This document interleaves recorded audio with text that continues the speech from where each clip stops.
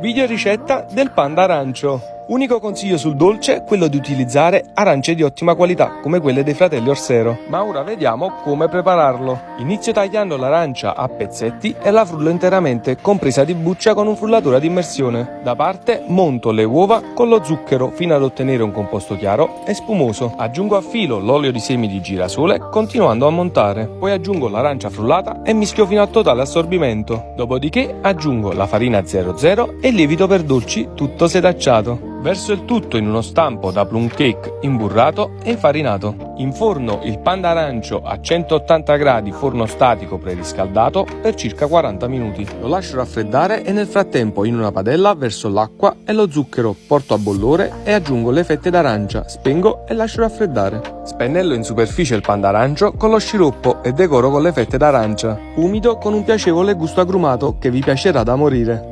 E buon appetito,